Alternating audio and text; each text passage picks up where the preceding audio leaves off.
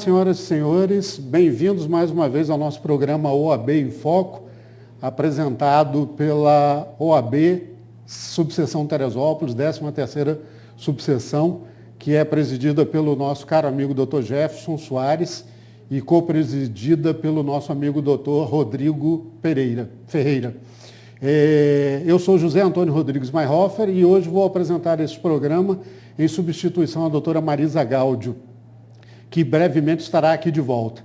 Quero aproveitar para mandar os meus cumprimentos ao doutor Marco Aurélio Benedito, a doutora Amábia, nossos outros dois colegas mediadores do programa. E hoje nós vamos ter aqui uma entrevista a respeito de diversos aspectos do direito com um ilustre convidado nosso que já esteve outras vezes em nosso programa. Doutor Antônio Rogério, figura ilustre, bastante conhecida aqui, advogado militante em nossa cidade, sabe de tudo e vai bater um papo aqui conosco, colocar esse serviço público de comentários a respeito aí do Código do Consumidor, lei de divórcios, etc., para a gente orientar as pessoas, dar aqui uma visão do direito. Esse programa ele é apresentado pela Diário TV, a quem aproveito para agradecer, e aqui os nossos amigos técnicos, não é, que fazem um tremendo esforço para colocar esse programa perante vocês toda semana. Doutor Rogério, nosso boa noite aí aos nossos telespectadores, muito bem-vindo ao nosso programa mais uma vez. Obrigado, doutor. Obrigado a essa casa, que mais uma vez tem o prazer de retornar, e aos telespectadores, será um prazer tentar, de alguma forma, elucidar dúvidas. Vai ser um papo amistoso de diversos temas e tentaremos, doutor, abordar o máximo possível que for, dirimir algumas dúvidas. Com certeza. Agradecemos muito mais uma vez a sua presença aqui. Esperamos aí esclarecer várias dúvidas dos nossos telespectadores. Muito obrigado, aproveitando a oportunidade a todos vocês por prestigiarem esse programa. Eu queria mandar um abraço especial ao Dr. Jefferson e cumprimentá-lo pela festa dos advogados e magistrados lá no Hotel Vila Nova, não é? Que foi uma festa brilhante, bonita, agradável, boa música, boa comida, boa companhia, presentes lá muitos advogados, houve até falta de convites para vender, uma coisa inédita, né? Então a festa realmente foi muito prestigiada, estava super agradável, a comida realmente muito boa, uma dançazinha, uma música, tudo muito agradável e um clima assim de muita intimidade, de muita cordialidade entre todos. Parabéns aí à administração da OAB, especialmente ao Dr. Jefferson, a comissão de eventos também, que foi brilhante na organização. Parabéns a todos vocês por esse evento aí fantástico, muito bom realmente. Bom, vamos iniciar aqui o nosso bate-papo com o Dr. Rogério, essa figura já bastante conhecida aqui na cidade, que sempre nos prestigia quando necessário. E a primeira pergunta que eu faria é a seguinte, doutor Rogério. Divórcio. Nós sabemos agora que é uma nova lei a respeito do divórcio, né, em que você pode fazer o divórcio judicial, é aquele que já era feito aí na vara de família, né? E temos agora o divórcio extrajudicial, né? Essa é uma forma, essa lei, na verdade, nós andamos vendo esta semana, o número de divórcio no estado de São Paulo mais do que triplicou em função da vinda da nova lei. Ou seja, ela facilitou, tornou extrajudicial em cartório aquilo que já existia somente judicialmente. Então, você que está em via se divorciar, etc., pode ter agora uma opção mais barata, mais rápida, evidentemente menos custosa, né? Eu diria, até do ponto de vista emocional, já que a coisa é muito mais rápida. O que o senhor pode nos dizer a respeito disso, doutor? Realmente é um avanço da nossa legislação a respeito do tema, porque, como bem você se posicionou, ela, acima de tudo, ela lhe poupa, né, vários dissabores, né? Além de você resolver um problema num tempo rápido, né? E eu acho mais importante disso tudo é a parte emocional. E esse é um ganho extraordinário, doutor. Sem dúvida, né? Como estamos acostumados a advogar nesses casos, o divórcio, né, o litigioso e tal, ele é muito pesado emocionalmente. Custoso emocionalmente, né? Você arrasta realmente uma corrente ali que fica ruim, né? É ruim para as partes. E às vezes não só o casal, também a família inteira de ambos, né? Um desgaste muito grande. E posso até te garantir, inclusive para os próprios magistrados, né? Vendo uma situação e tendo que se posicionar diante de uma questão jurídica, né? Então fica ruim para todo mundo. E esse avanço da nossa legislação a respeito do divórcio extrajudicial, ele minimiza tudo. Tudo. Uma pergunta interessante, doutor Rogério. O custo é muito mais baixo que o judicial? Com certeza, né? É feita uma escritura de divórcio, né? Na qual você se coloca, posiciona sobre todos, como se fosse um divórcio judicial comum. Perfeito. Exemplificando melhor para o nosso público Só entender.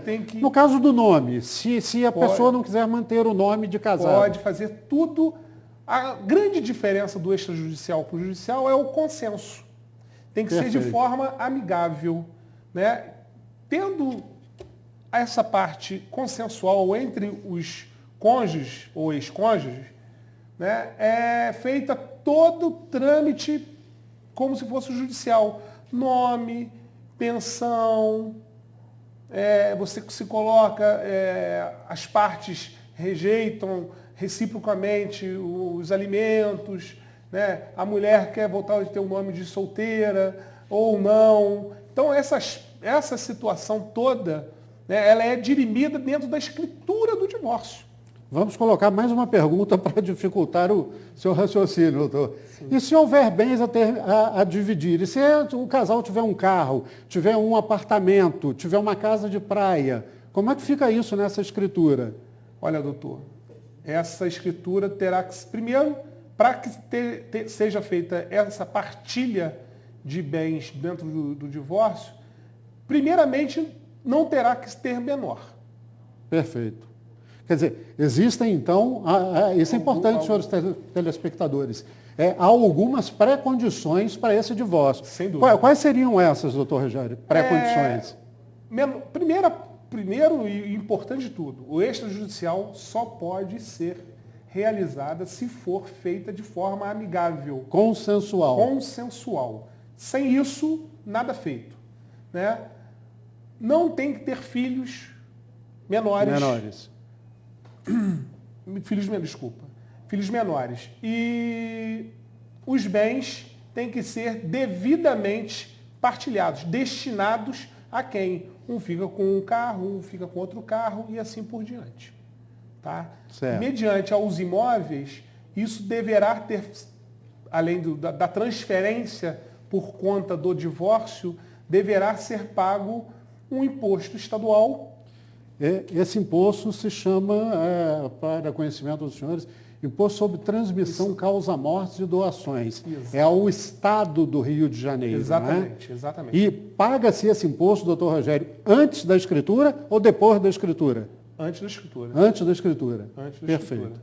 Então se paga, porque o divórcio consensual, o extrajudicial, ele já tem que todas as questões devem ter sido mitigadas. Previamente definidas entre os cônjuges. Para chegar no cartório, porque o cartório ele vai funcionar como mero declarante daquela situação externa, que as vontades vão externar naquele momento do divórcio e da partilha de bens. O senhor está querendo dizer que a escritura é uma mera externação da vontade dos dois cônjuges? Sem dúvida. Sem dúvida. É isso aí. Sem dúvida. E basta ir ao cartório para se fazer essa escritura? Mais ou menos. Sim, de forma simplória, sim. Mas orienta a todos os senhores, os telespectadores que queiram partir, resolver a vida conjugal, né, antes de fazer qualquer situação dessa, procurar um advogado. Não é simplesmente chegar lá, bater no cartório, eu quero divorciar. Doutor Rogério, suponha que a pessoa seja relativamente pobre e não tenha condições de contratar um advogado. Aí ela tem, se eu não me engano, existe uma lei que define e dá a condição do cartório preparar essa escritura de forma graciosa. Né? Perfeito. Inclusive, se eu não me engano, né, salvo, né, Defensoria Pública, né, e o Instituto Leão 13, se eu não me engano. Perfeito, perfeito. O senhor falou na presença de um advogado. A presença de um advogado nessa escritura de divórcio, ela é obrigatória ou ela é facultativa? Obrigatória. Obrigatória. Obrigatória. Por isso, senhores, eu volto a ressaltar que não adianta os senhores, para querer resolver a vida de vocês, baterem no cartório, eu quero divorciar, minha esposa vai ficar com o carro, eu vou ficar com a bicicleta. Não funciona. Tem que ter a presença do advogado. A figura dele é indispensável para a escritura. Então, nesse caso, entendo que o advogado também assina essa escritura pública. Assina a escritura pública. Por falar em assinar, por exemplo, um fato curioso, um cônjuge mora fora do estado do Rio, mora em outro estado, o outro também mora distante daqui, mas o casamento foi celebrado aqui na nossa cidade. Eles querem fazer o divórcio aqui. Aqui em Teresópolis. Aqui. Mas não tem tempo, não tem condição de vir aqui só para assinar. Pois bem, faça-se da faculdade de usar a procuração pública, feita em cartório, na sua cidade onde ele está residindo naquele momento. Ele fará uma procuração pública, outorgando poderes para que a pessoa possa vir no dia designado, marcado com o cartório, para assinar e ratificar o divórcio. Perfeito, perfeito. Muito interessante. Essa é uma alternativa que eu considero muito boa, mais barata e mais rápida, e cujo custo emocional realmente é muito atrativo para as pessoas. O desgaste emocional, especialmente ao longo de um processo que demora alguns anos, é muito grande. Isso resolve, só para concluir, você falou em alguns anos, de alguns anos para, no máximo, isso eu já estou exagerando, 40 dias. Muito bom, muito bom. No máximo. Então, eu entendo que é uma lei que veio, digamos, ajudar as pessoas digamos, regularizarem o seu estado civil. Não é isso? Sem dúvida, regularizar. Além disso, desafogar também o nosso judiciário, né? Por questões meramente postulatórias. Você está postulando, é uma questão de declarar aquilo, externar uma vontade de uma pessoa. Então, se os dois quiserem se separarem, né, divorciarem para regularizar a vida, enfim, muitas vezes acontece dos casais casarem, cada um toma o seu rumo e, no meio do caminho, constitui novas famílias. E fica em albis, fica aberto até chega um ponto, querem, vamos resolver, vamos aí. Chegam os dois e resolvem de uma forma amistosa. Então, esta lei é um bom exemplo do legislador que criou uma lei de ordem prática que veio ajudar as pessoas e tornar determinadas situações irregulares, não é? Essas convivências, digamos assim, que o sujeito se separou da mulher com quem estava casado, passou a conviver com outra e nunca regularizou aquela situação, como o senhor bem mencionou, não é? Regularizou essa situação, o que eu acho muito bom. Com certeza. Porque você passa a ter uma vida civil, né, com a pessoa com a qual você está vivendo de forma legal ali, perfeito, passando aquilo, na verdade, que você é. Perfeito.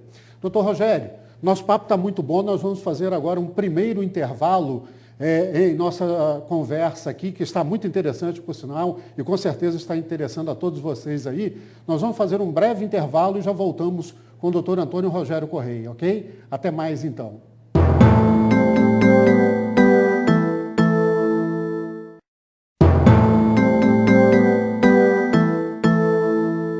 Olá, senhoras e senhores, estamos de volta aqui ao nosso segundo bloco do nosso programa OAB em Foco. Hoje entrevistando o doutor Antônio Rogério Correia, nosso querido colega aqui, bastante conhecido na cidade. Estamos falando sobre direito de modo geral. Doutor Rogério, Justiça do Trabalho. Eu sou empregado e desejo fazer uma reclamação trabalhista. Mas essa qualidade de empregado, ela tem alguns pré-requisitos. Que pré-requisitos são esses?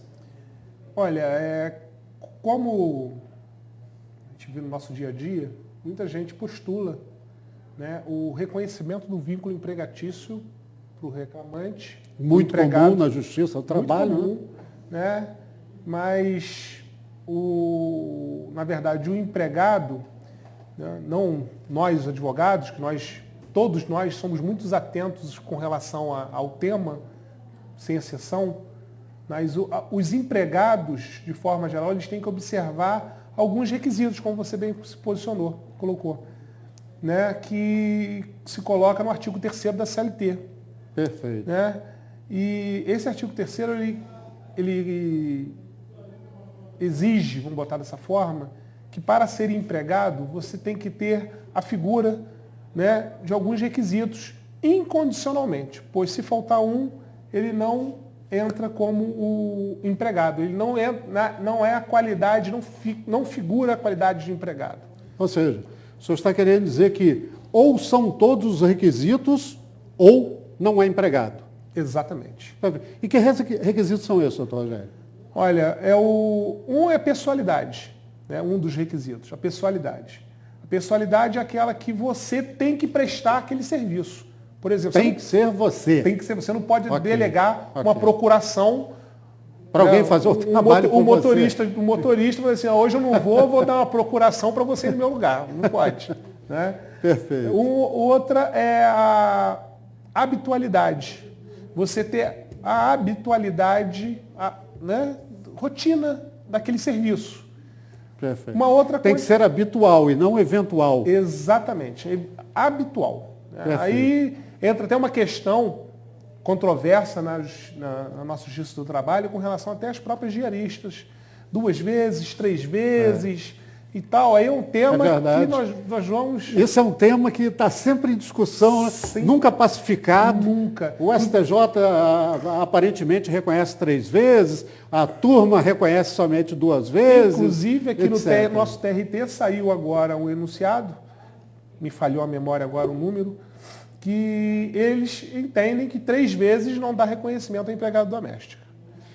Essa é uma informação importante para vocês aí que tem sua diarista, sua empregada doméstica, etc. Mas até 3 vezes no estado do Rio de Janeiro. Não. É um entendimento que eles têm, mas isso não é majoritário. Com certeza. Então? Existe, né, opiniões diversas acerca do tema. Então vai ser sempre um debate. Né? De 2, 3 vezes. 2 vezes durante 10 anos. É habitual? A pessoa trabalha 10 anos, 2 vezes por semana. Aquele mesmo dia, naquele mesmo horário. É habitual? Então vai ser um tema muito nebuloso. Vai depender da análise de caso a caso. De caso a caso da análise jurídica crítica do nosso magistrado, né, que estará julgando a causa. Então, essa habitualidade. Depois, outro requisito indispensável é a subordinação. No popular, ele precisa ter um chefe. Um chefe. Ele tem que ter alguém que mande. Olha, você hoje vai fazer isso, aquilo, tal. Então, ele tem que ter essa subordinação. Quer dizer, ele está sujeito a um poder diretivo. Diretivo, com certeza.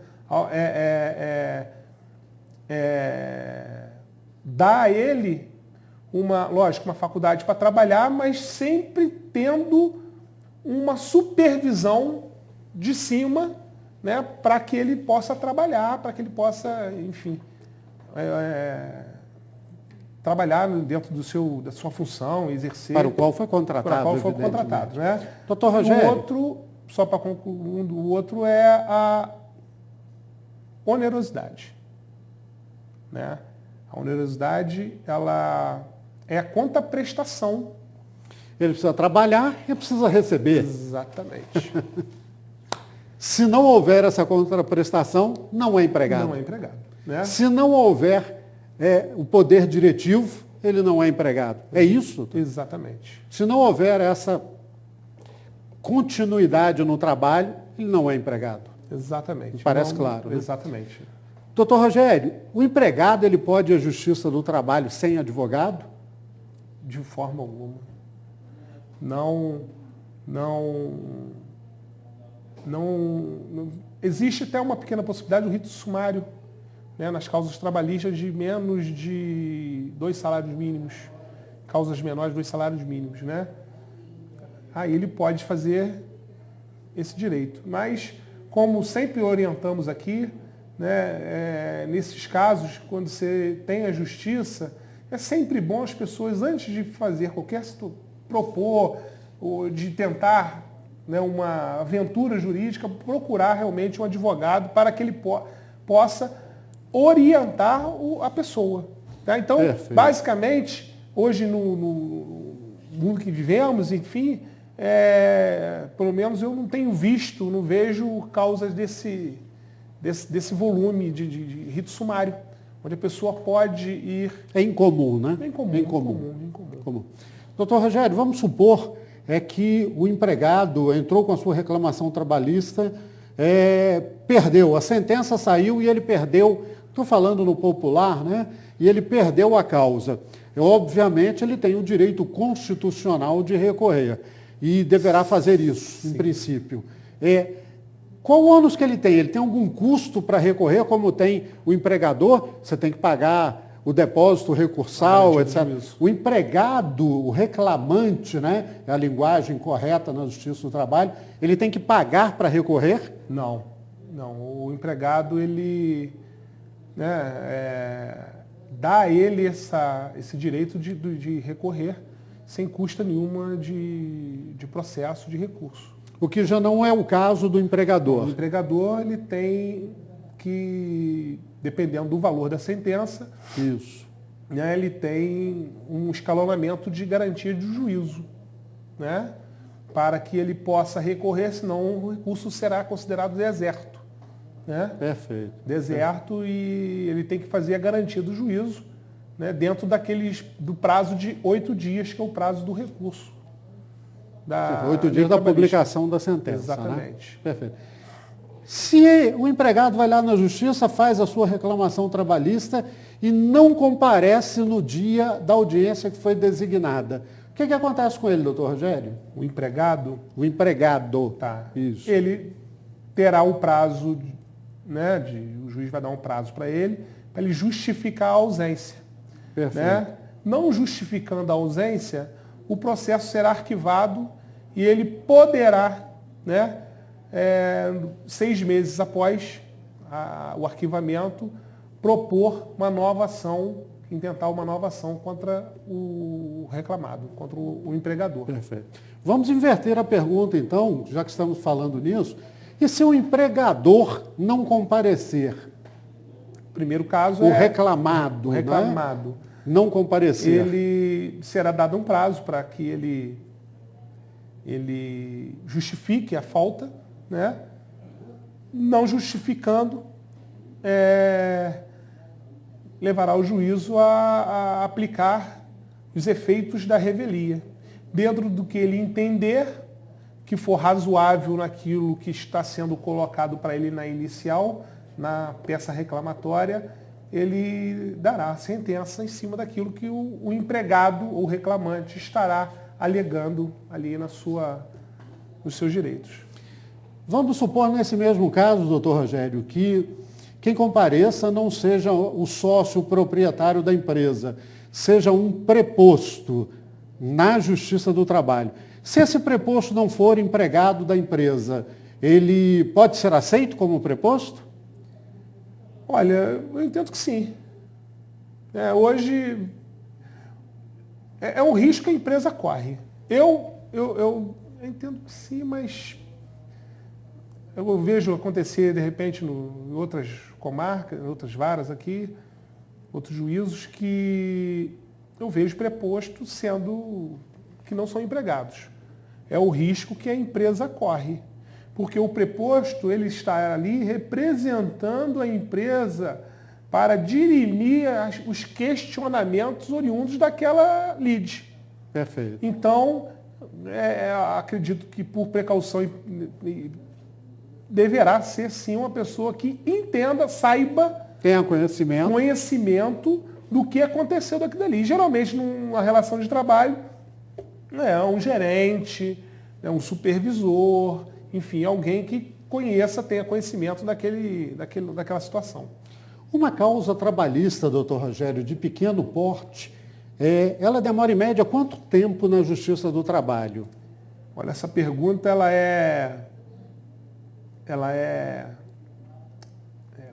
dá para o advogado, eu costumo dizer isso para os meus clientes, que gostaria muito que isso fosse resolvido rápido. Até aqui em Teresópolis ela tem sido, não vou falar demorada porque não é, mas tem sido dirimido de forma um pouco célere, né? Mas não dá para, prefiro não posicionar de tempo, 8 meses, depende do caso. Às vezes o nosso juiz entra de férias, aí entra outro magistrado. Vê o juiz substituto, conhece pouco daquilo ali. Aí tem um problema, vamos supor, como tem aqui, às vezes, uma empresa grande, né, dá problema, e os empregados todos entram com ação, assoberbam a pauta, né, aí marca uma audiência muito lá para frente, aí às vezes não é feito na primeira audiência, é designado um outro. Então, doutor... É difícil, na verdade, responder essa questão. É difícil, porque não depende do advogado, depende muito da estrutura do judiciário, né, em equacionar esses problemas para que sejam feitos de forma célere. Muito bem, doutor. Nessa linha, o senhor acredita que a instituição do processo eletrônico na Justiça do Trabalho vai, digamos assim, acelerar a solução dessas demandas trabalhistas? Acredito sim, né, que ela vai acelerar, mas, por outro lado, eu vejo também um problema. O problema, isso não é problema. O problema que nós temos hoje seria um entrave, porque os processos andarão rápido. Você, através do peticionamento eletrônico, você vai diligenciar, vai peticionar com mais rapidez e mais eficácia sem ir ao fórum. Entretanto, a figura do juiz ela é uma só. Né? Então, bem lembrado. Eu acho que vai chegar muito mais processos para ele do que chega hoje. É provável que ele julgue mais rápido, mas em compensação, provavelmente ele terá muito mais processos para julgar. Exatamente. Então, a gente não pode nunca esquecer da figura do juiz, porque ele não é eletrônico. Tudo é eletrônico, ele não é eletrônico. Então vai ter sempre esse embate aí, porque nossos magistrados com esse peticionamento eletrônico, com certeza chegarão muito mais processos para ele julgar. E o advogado, ele precisa estar preparado para esse processo eletrônico? Com certeza. É a evolução da nossa sociedade, né, num todo, não só de nós advogados, né, mas de toda a sociedade hoje informatizada, enfim, antenada, né, no que gera, no que está acontecendo hoje no nosso dia a dia. Então, nós temos sim que estar preparados para que possamos alcançar essas mudanças, essas modificações que irão acontecer. É prematuro, acredito, né? Mas daqui a alguns anos, né, isso vai mudar consideravelmente. Eu vejo assim a figura do advogado caminhando de forma, né, célere para o processo eletrônico, tanto na Justiça do Trabalho quanto na Justiça Estadual ou Federal.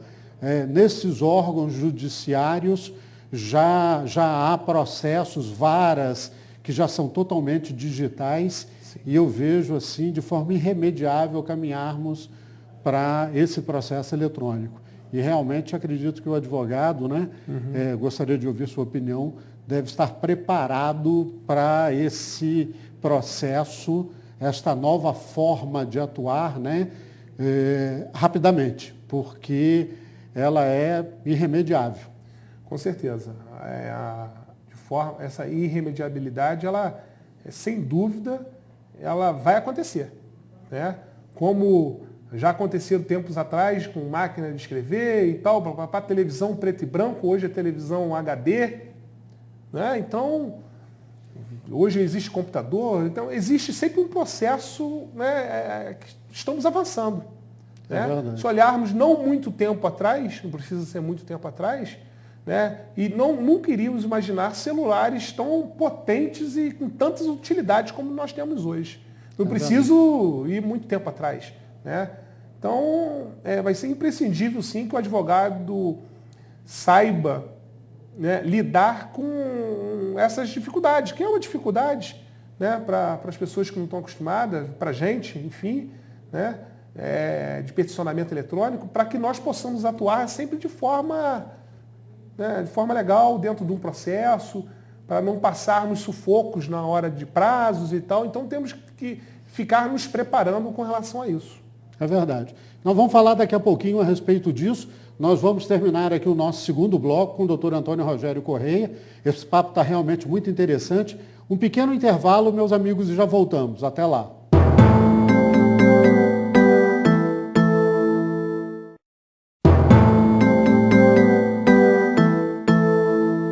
Bom, senhoras e senhores, estamos de volta com o nosso terceiro bloco hoje do nosso programa OAB em Foco, patrocinado pela 13ª Subseção Teresópolis e apresentado pela TV O Diário, a quem agradecemos muito, e aos nossos amigos técnicos que, como eu disse, lutam muito para colocar esse programa aqui disponibilizado para vocês.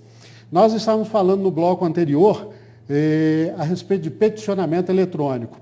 E eu queria recomendar a você, advogado, que ainda está um pouquinho alijado desse tema, se interesse rapidamente por ele, procure a Ordem dos Advogados do Brasil, Seção Teresópolis. Ela tem como ajudá-lo em cursos com relação ao seu credenciamento digital. Não é? Lembre-se que a OAB tem um programa especialmente voltado para esse credenciamento digital, com uma empresa credenciada no mercado bastante conhecida, uma das maiores do Brasil, e poderá ajudá-lo com relação a esse credenciamento, que será absolutamente necessário dentro de alguns meses mais. E já que nós estamos falando em petição eletrônica, processo eletrônico, vai mudar tudo isso aí, nós estamos conversando com o doutor Antônio Rogério, vamos mudar um pouquinho agora o nosso tema e falar de Código do Consumidor. O que interessa a você aí no dia a dia, nas compras que você faz aí, do transporte que você faz no seu dia a dia, etc. Tudo isso está ligado ao Código do Consumidor. Então, nós vamos perguntar aqui ao doutor Rogério uma forma de compra comum. Falando em computadores, falando em peticionamento eletrônico, você vai lá ver aquela grande loja, aquela promoção fantástica, aquela que você esperava e, de repente, você entra no seu computador, faz aquela sua compra pela internet, ou então apanha o seu telefone e faz aquela compra pelo telefone diretamente com a loja. Doutor Rogério, você recebe aquele produto que você comprou. O produto veio errado, o produto veio quebrado, o produto não é exatamente aquele. O que é que o consumidor deve fazer para corrigir esse problema? Problema, aliás, vocês sabem, muito comum aí no cotidiano de todo mundo, de todos vocês. Não é verdade? Verdade. Então, de forma corriqueira, isso realmente acontece muito. Então, de forma imediata, ele contactar a empresa no qual ele recebeu o produto, a mercadoria, e se posicionar, se colocar com relação àquele produto. Foi danificado, não foi aquilo que estava sendo apresentado, não era aquilo, enfim, era menor, era maior, enfim. Isso que se chama no CDC de cláusula de arrependimento. Ele tem um prazo para esse arrependimento, doutor Rogério? Certeza. Nessas compras que eu mencionei, por telefone ou pela internet? Nessas compras ele tem um prazo de 7 dias, né, para que ele possa trocar o produto. Outro detalhe importante que eu gostaria de frisar para os senhores é que, tendo em vista a burocracia e que as empresas, às vezes, elas se enrijecem com relação a isso, né? Os senhores, na reclamação, por favor, anotem o número do protocolo, o dia, a hora, com quem está falando, o nome do atendente, e por fim o número do protocolo. Isso é de fundamental importância, porque numa discussão dessa na justiça, o nosso juiz leva muito isso em consideração, que o consumidor ele buscou administrativamente resolver o problema, né? Então não buscou um judiciário naquele primeiro problema, naquele primeiro entrave. Sim, ele buscou de todas as maneiras, né? Isso será comprovado através do número do protocolo e tal, de um esquemazinho que você pode fazer em casa, um telefone, anota e passa para o seu advogado. Isso irá facilitar e muito o trabalho do colega, né? Para que ele possa lá na frente, né, passar para o juiz, olha, ele tentou durante tantos dias, porque a empresa, né, não vou generalizar, mas elas de repente, sabedoras dessa cláusula, elas tentarão empurrar ao máximo para ultrapassar esse prazo de 7 dias. Com certeza. Aí passou o prazo de 7 dias, você vai fazer o quê? Acabou o prazo de arrependimento, mas você tem a prova que você tentou resolver, dirimir essa questão dentro daquele prazo legal. E isso será feito, lógico, com o seu advogado, com o seu colega, né? O CDC dará a cláusula, o artigo da inversão do ônus da prova. Você está falando, alegando e provando. Você não inventou.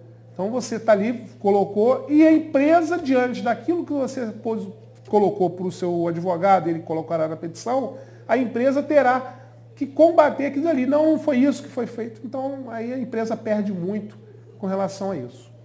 Perfeito. Vamos supor, comprei aquela televisão bonita, de LED, fiquei com ela, estou com ela aí há 2 meses, doutor Rogério. 2 meses depois, a televisão apresenta um problema. Conheço um problema desse. O que é que eu faço? Olha, você, lógico, obviamente, se procura a empresa autorizada. A concessionária, normalmente, isso, né? Isso. Assistência técnica. Assistência técnica para ver o defeito, o problema que deu aquela televisão, enfim. E ela terá 30 dias para solucionar o problema, né? Caso não resolva, né, você terá o direito, né, de pedir uma outra televisão, ressarcimento do dinheiro. E esse direito de pedir é um direito meu ou a empresa que decide? Não, direito do consumidor. Então é a critério do consumidor. A critério do consumidor. Isso é importante, meus amigos. O critério é seu, a decisão é sua. Não é da empresa que lhe vendeu aquela televisão defeituosa. Sem dúvida. Porque a empresa ela teve 30 dias para solucionar o problema, né? Isso, meus amigos, sempre munidos de documentação. Perfeito. Ordem de serviço de entrada, especificando o produto, colocando o número da nota fiscal. Isso são as medidas preventivas que temos nós, consumidores, que tomar para um eventual problema. Porque isso, mais uma vez, friso, facilita muito não só a vida do advogado, inclusive do magistrado na hora de dar uma sentença. Perfeito, perfeito. Doutor Rogério, suponha que nada disso resolveu tal e eu, o consumidor, tenha que propor uma ação contra aquela empresa cujo produto está defeituoso, não houve conserto, ela não tomou os cuidados necessários, não se interessou, e eu tenho que propor uma ação contra aquela empresa. E, obviamente, eu tomei um prejuízo por conta desse produto defeituoso, já que ele não serviu aos fins a que se destinava. Eu posso pedir uma indenização? Ah, com certeza. Porque você ficou frustrado do direito de usar aquele produto naquele tempo, né? Então, cabe sim um direito à indenização por danos morais, né? Além de estar facultado a você a troca pelo produto ou a indenização, a devolução do dinheiro pago naquela mercadoria. Então, houve sim uma frustração. Vamos dar como exemplo uma casa, né, que tem uma televisão.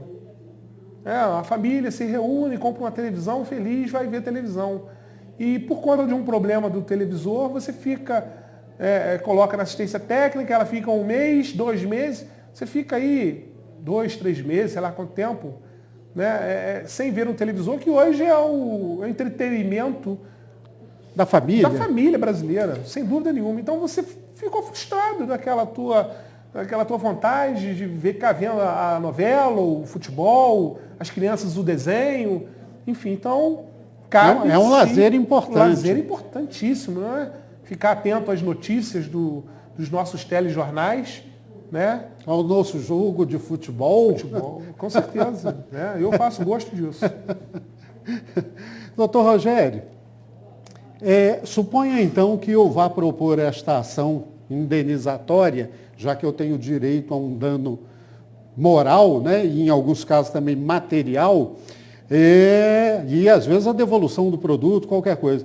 Esta ação indenizatória, o Código do Consumidor, eu vou propor isso lá na fábrica, junto à empresa que eu comprei, vou propor isso na minha cidade, onde eu moro. O que o Código me faculta, o que o Código me ajuda? Olha, o Código de Defesa do Consumidor, ele já diz, né, defesa do consumidor. Então, ele tutela realmente o consumidor, ele é protetivo realmente a nós consumidores. Então, o CDC, ele faculta ao consumidor a propor as ações aonde lhe convier. No seu endereço da sua casa, da sua residência, né, na nossa comarca, ou se ele vai mudar, enfim, ele, o consumidor, que vai ver aonde melhor cabe a ele a ação. Se de repente você mora em Teresópolis, um exemplo até comum. Você mora em Teresópolis, mas trabalha no Rio, segunda a sexta.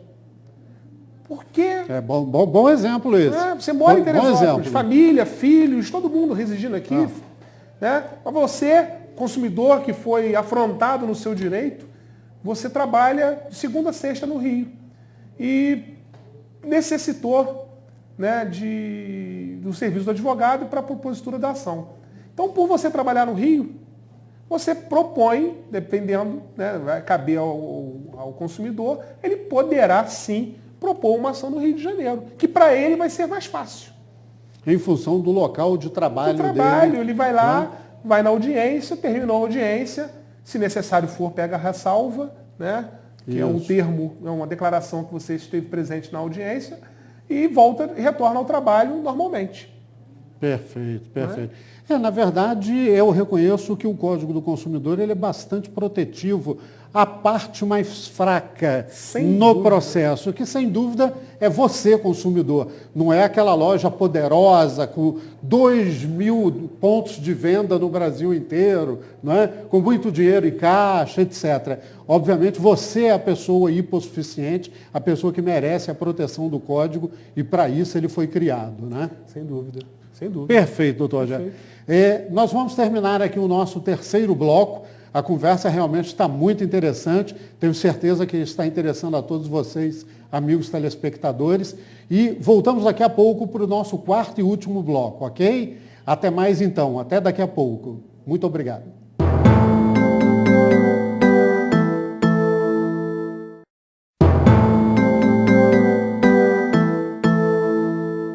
Olá, senhoras e senhores, estamos de volta ao nosso quarto e último bloco do nosso programa de hoje, o OAB em Foco, patrocinado pela 13ª Subseção de Teresópolis. Continuamos a nossa entrevista com o Dr. Antônio Rogério Correia, sobre temas diversos do direito. Nós vamos falar agora a respeito de empregado doméstico. Algumas informações para você no dia a dia, que tem esse profissional em sua casa, que tanto lhe ajuda e que às vezes faz até parte já da sua família, né? Temos aí pessoas que têm empregado doméstico há 30 anos, 40 anos, 20 anos, né? Ele já é parte integrante da família. Então, doutor Rogério, vamos definir aqui o que é empregado doméstico. Por exemplo, uma enfermeira, um motorista, um segurança, ele pode ser empregado doméstico? Pode ser empregado doméstico, porque ele está prestando serviços dentro do domicílio, né? Ele presta o serviço dele dentro da residência, para as pessoas dentro da residência, né? De repente, o motorista não vai ficar ali o dia inteiro, mas ele presta tão somente para as pessoas dentro da residência. Filhos para a escola, mulher para o salão, marido para o trabalho, enfim. Fica adstritos dentro da residência. Vamos incluir nessa pergunta, por exemplo, outros funcionários bastante comuns aí no mercado. Cuidador de idoso, jardineiro, eles são considerados empregados domésticos? São, exatamente por conta disso, né? Essas pessoas, elas prestam um serviço dentro da residência. De natureza não econômica. De natureza não econômica, bem colocado. Então, o fundo é sempre esse, natureza não econômica, dentro da residência não econômica. A copeira de uma residência, ela é uma empregada doméstica. Perfeito. A copeira de um escritório, ela não é uma empregada doméstica. Porque o fim do escritório tem lucro, a residência não. Perfeito. Então, são profissões idênticas, né? com os mesmos afazeres, entretanto, elas se diferem no seu fim, né? A empresa que busca, né, o lado financeiro, enfim, por outro lado, o empregado doméstico para estritamente dentro da residência, sem ofereção de lucro. Por exemplo, no caso do empregado doméstico, doutor, ele tem direito a vale transporte? Ele tem direito a fundo de garantia? Tem direito a vale transporte e fundo de garantia. O fundo de garantia tem direito se o empregador, melhorando, né, fizer o depósito do fundo de garantia, porque é facultativo ao empregador o pagamento do fundo de garantia. Então é uma opção do empregador e não do empregado. Sem dúvida, é uma opção do empregador. Eu estou vendo que está havendo uma movimentação lá em Brasília para que se mude isso e passe a ser obrigatório.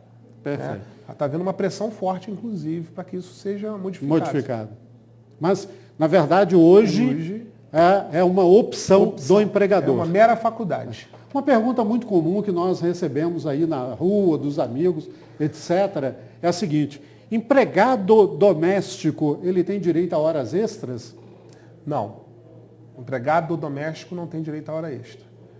Não cabe esse instituto no exercício. Até porque não há uma definição legal com relação à jornada de trabalho do empregado doméstico. Perfeito. Não é? Além disso, né, porque não existe essa previsibilidade legal, não irá ser dada a ele as horas extras pertinentes. Ele tem festa, às vezes o empregado, a gente sabe que a sacrificante, né, as senhoras, né, que trabalham em residência, às vezes tem aniversário do filho, aniversário disso. Fica até mais tarde. A gente sabe que é sacrificante, né, esse trabalho naquele dia, né, no sábado, você chega cedo para preparar as coisas, se estende à tarde, no início da noite, vai até a noite, vai arrumar tudo e tal, deixar tudo limpinho, tudo arrumado, mas infelizmente não existe a previsão legal para esse tipo de situação. A minha empregada doméstica tem direito a férias e 13º? Com certeza, férias e 13º. Anteriormente era dada férias somente 20 dias.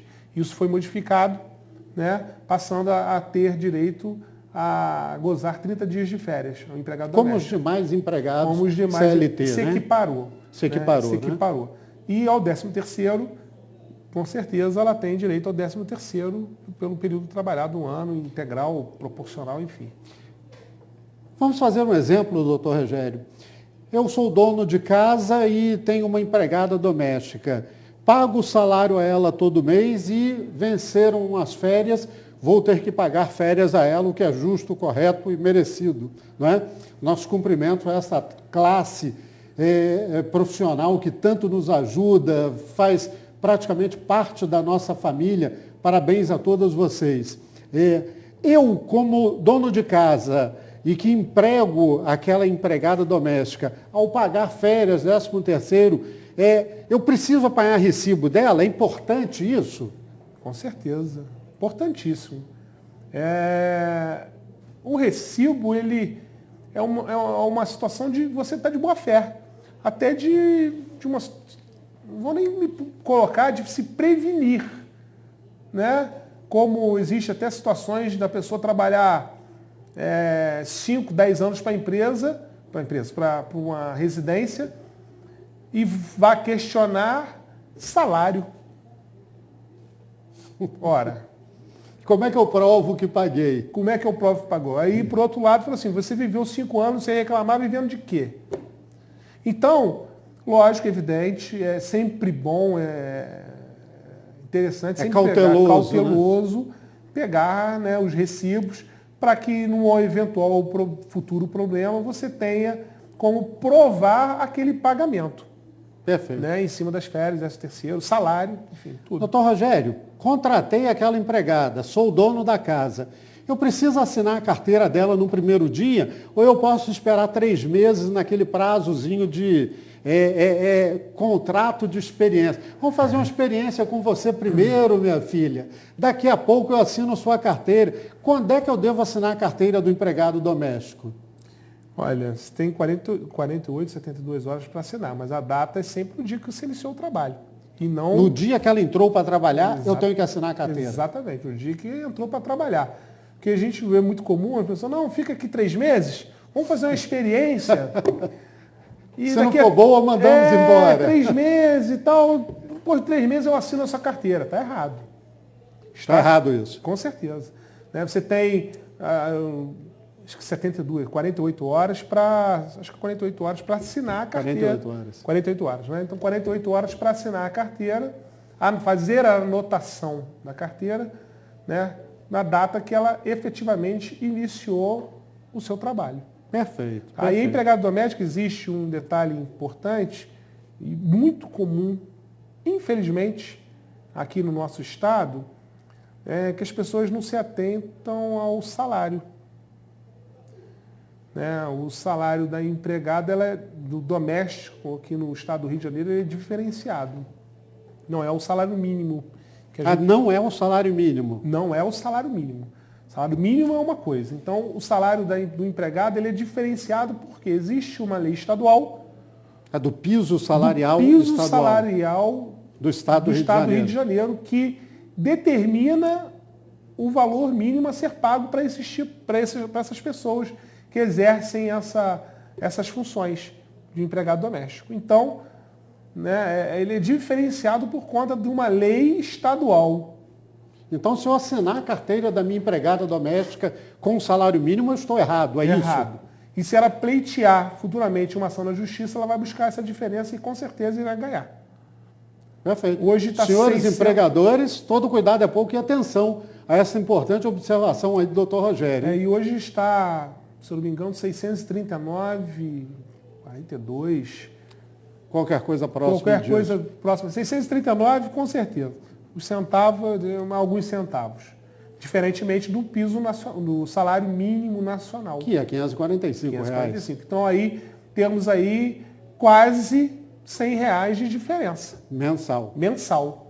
Você trabalha aí um ano. São 12 vezes essa diferença. São 12 vezes essa diferença. Então vai doer no bolso. Com toda certeza. Doutor Rogério, vamos dar um pouquinho o rumo da nossa conversa. No início nós falamos a respeito da lei, a respeito dos divórcios, não é que facilitou, melhorou extremamente a vida das pessoas, tornando o divórcio extrajudicial com um custo mais barato e com um custo emocional muito menor. Existe também a possibilidade do inventário extrajudicial, não é? Que entendo também que facilitou bastante a vida das pessoas. Mais ou menos como é que funciona esse inventário extrajudicial? Só para fecharmos o assunto em conjunto com o divórcio extrajudicial. Ele funciona basicamente em cima dessa escritura. Você vai levar a escritura da partilha dos bens dos herdeiros, né, do decúgio que o decúgio deixou, o falecido, né, para os herdeiros, desde que todos sejam maiores de idade. E, obviamente, estejam de acordo. Estejam, né, de acordo com a partilha. Com a partilha, né? Com a partilha. Então, será levado a cartório, né, e o cartório fará a escritura da partilha, né, depois da partilha será feita os registros, enfim, as escrituras, alterações, tudo diante do que determina a lei. Perfeito. No caso de inventário, obviamente, vão ser partilhados bens. Esses bens foram deixados pelo falecido.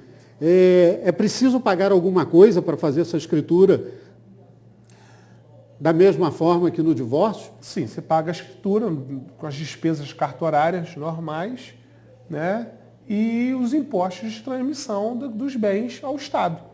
Né? 4%, o imposto sobre transmissão causa-morte. Causa-morte, isso não tem como fugir, né, dos impostos. A grande diferença das questões extrajudiciais para judiciais são a celeridade do tempo, né? O desgaste, enfim, você poupa isso tudo numa discussão de partilha, de inventário, onde você vai dar aquilo que é aquela pessoa de direito, enfim, dentro de um consenso entre os filhos, entre os herdeiros, e será resolvido essa questão de um tempo muito reduzido, curto, né, do que será se for feito isso judicialmente, principalmente se for um litígio, se tiver conflito. Aí é um prazo bem curto. Entendo que da mesma forma, doutor, que no divórcio você pague previamente esse imposto ao Estado e suponha que haja ali um veículo, um imóvel, não é? Em que ele é partilhado entre os herdeiros de acordo com o que prevê a lei. Bom, estou com aquela escritura, já paguei os impostos ao Estado correspondente e agora estou com um carro no nome do meu pai que faleceu e o imóvel estava no nome do meu pai que faleceu.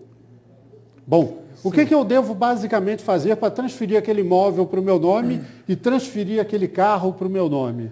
Bom, você vai levar essa escritura a cartório, né, para que seja feita a verbação daquele acordo, da partilha, né, devidamente homologada, obviamente, né, a verbação daquele bem, do imóvel, por exemplo, para transferir para aquele herdeiro. Do falecido para aquele herdeiro. Obviamente no cartório de registro de imóveis. Isso, né? Exatamente, no cartório de registro de Quer imóveis. dizer, aquela escritura, segundo eu estou entendendo sua orientação, é o documento hábil que eu vou levar ao registro de imóveis para transferir aquele bem para o meu nome. Sem dúvida. Aquela escritura é o documento hábil que eu vou levar, digamos, ao departamento de trânsito para transferir aquele automóvel que o meu pai, ao falecer, deixou para mim. Exatamente. É isso. Procure uma pessoa, mais uma vez, senhores, procure uma pessoa habilitada, capacitada, né, para que possa fazer essas alterações. Que ela é de forma célere, entretanto, ela tem umas peculiaridades com relação a esses registros que possa emperrar o fecho do negócio. Né? Exatamente nessa hora da transferência dos bens, você posicionou bem. Né? A escritura você faz. Bem, isso aqui é de um, isso aqui é de outro. Tá. Mas isso ainda não ocorreu o registro, a verbação daquele imóvel ou a mudança da propriedade do veículo para aquela pessoa. Exatamente. Então, a pessoa tem que estar antenada nisso, ligada, para que possa promover, né, e fazer essas alterações nos cartórios de registro de imóvel e junto ao Detran. É bem lembrada a sua orientação, por exemplo, no caso de transferência de imóveis e do veículo especificamente, você deve, de certa forma, contratar um profissional da sua confiança. No caso de um veículo, procure um despachante documentalista para que possa auxiliá-lo nisso, uma pessoa séria, respeitável e de sua confiança, como eu já disse, para auxiliá-lo com aquele documento, porque não é uma transferência comum. Você não está com o recibo de compra e venda daquele veículo, vai no Detran e transfere para o seu nome. Aquilo é um outro tipo de documento público, legal, não é? Que vai permitir que isso ocorra sob determinadas condições legais. Da mesma forma, você vai ter que ir ao cartório de registro de imóveis, não é? Com um assessor, um despachante imobiliário, não é? Para que transforme aquele imóvel no nome do falecido para o seu nome. Para o seu nome. Não é? Averbar aquela escritura, né? Passar o registro, que é o que dá a propriedade daquele imóvel. Daquele imóvel à pessoa. Aí finalizou todo o processo com êxito, né? 100% finalizado. Doutor Rogério, muito obrigado pela sua presença. Nós vamos finalizar aqui o nosso quarto e último bloco. Mais uma vez, muito obrigado pela atenção de vocês. A sua despedida, por favor. Agradeço ao senhor, doutor, e mais uma vez essa casa e a OAB pelo convite a me feito. E estou sempre à disposição da nossa subseção, dos nossos colegas e dos senhores, né, para, enfim, esclarecer, debater, conversarmos um papo, esclarecemos as dúvidas dos nossos telespectadores. Sem dúvida. É sempre um prazer estar aqui. Muito obrigado. Doutor Antônio Rogério Correia, advogado aqui militante na cidade, figura bastante conhecida, a quem nós estendemos nossos sinceros agradecimentos por mais esse serviço público prestado à população de Teresópolis e adjacências. De minha parte, José Antônio Rodrigues Mayhofer, muito obrigado a todos vocês pela audiência. Quero mandar um alô muito especial e um parabéns à doutora Tânia Baroni e à doutora Anaísa Malhard, promotora titular aqui desta cidade. Meu abraço pessoal, eternas professoras, e a vocês, meus amigos, muito obrigados e até uma próxima oportunidade. Até lá.